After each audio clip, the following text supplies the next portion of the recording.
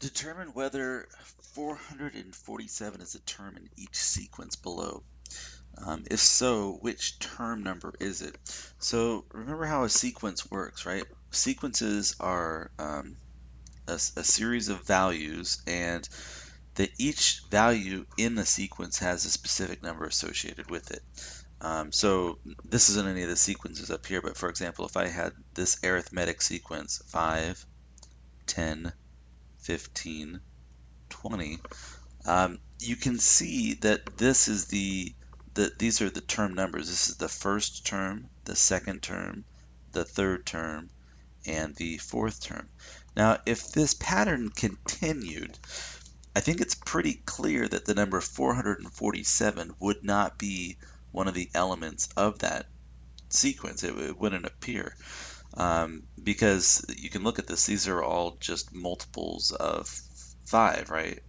Um, So one of the things that we're looking for is it going to appear there and will n be a whole number, right? Because if n is some fractional value, it's not part of that. It's not a member of the sequence. And if n is a negative number, it's not a member of that sequence. N would have to be like the number, for example, if n was 4, I can see that the value 20 appears in this one. So let's look at a couple of these. For A, um, if I was going to consider this, I can see that it starts with the number negative. Let's see, actually the first term would be a 2, right? If I plug in, if I'm trying to figure out the first term, n is 1. So I'm looking at 5 times 1 minus 3, which would give me a 2.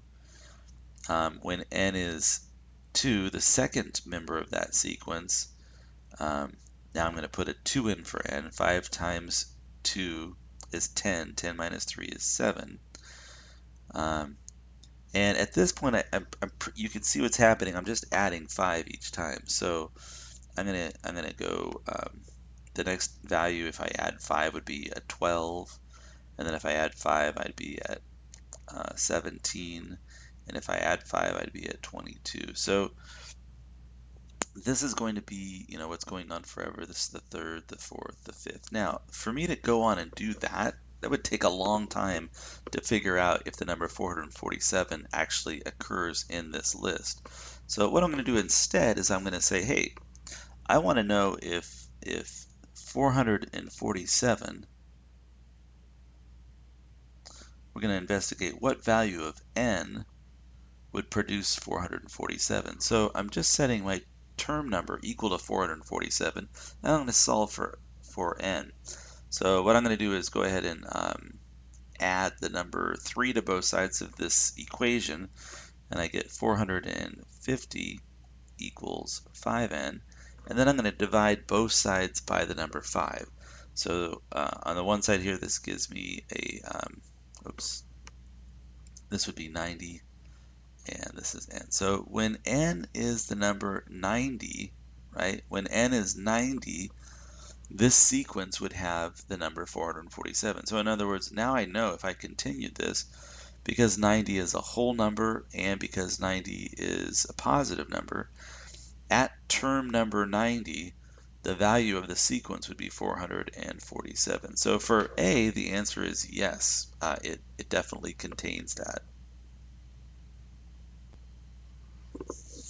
If we look at B, similar technique, right? I'm just going to say, well, let's let this T of n be the number 447. So I went ahead and just copied the explicit equation part down, right? 24 minus 5n equals 447. When I solve that, notice first of all I get a negative number. Well, these are the term numbers, right? Term numbers are positive.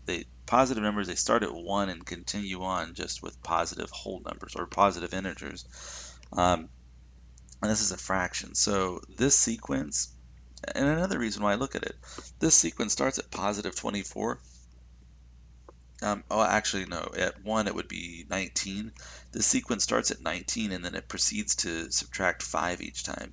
So that's just going to get smaller and smaller. It's never going to contain the value 447. Now C, on the other hand, when I do the same thing, right? Take the rule -6 plus 3 times the quantity of n minus 1 and set that equal to 447. When I solve that, I get n equals 152. So it'll take a while, but yeah, the 152nd term will be exactly the number 447. For D, when I set 14 minus 3n equal to 447, I get it's a negative number and it's a fraction. It's a decimal, so negative 144.33. So no, it will not be in that sequence. And then the last question there, E, same thing. I went ahead and set the -8 minus 7 times the quantity of n minus 1, set it equal to 447. And when I solved it, I got -64, which is great because it is an integer, but it is negative. So the sequence does not contain the number 447. N needs to be a whole number. That's like 1, 2, 3, 4, 5, 6. -64 does produce 447, but you wouldn't have a -64th term. You could have a positive 64th term, but that's not going to produce 447. So for E, the answer is no, it doesn't contain that value.